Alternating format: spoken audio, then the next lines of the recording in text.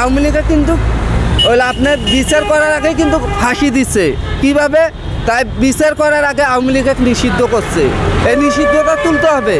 যদি আওয়ামী লীগের কোনো নেতাকর্মী কোনো ভুল করে থাকে, কোনো অপরাধ করে থাকে, তাকে বাধ্যমান করতে হবে, তাকে সাক্ষী দিতে হবে, দিয়ে তারপরে তার বিচার করবে। কিন্তু কোনো দলে আপনার অযুক্তিতে কোনো বাদ দিতে পারবেন না।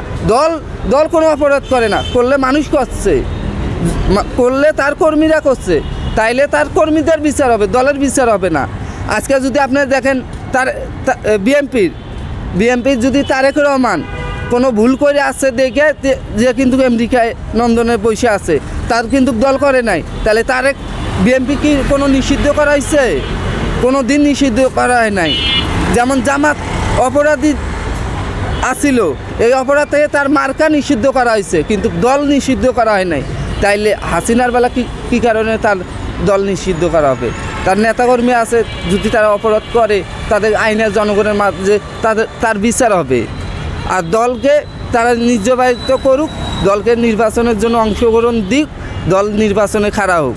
আর জনগণ আমরা চাই যে আগে যেভাবে আসছিলাম ওইভাবে শান্তি থাকতে চাই। আমরা খুনাখুনি চাই না, আমরা রক্ত দেখতে চাই না। আমার ৭১-এ ৭.৫ কোটি মানুষ দেখছে রক্তের কি বন্যা। এইবার 2025 সালে এখন বর্তমান 15.5 কোটি জনগণ, এই জনগণ আমরা চাই না। যদি একটা যুদ্ধ বাজে অনেক পরিবার অসহায় হয়ে যাবে। তাই আমরা চাই না এই রক্তের খেলা। আমরা চাই ছোট থেকে বড় পর্যন্ত নিয়ে এই নির্বাচনে অংশগ্রহণ করুক।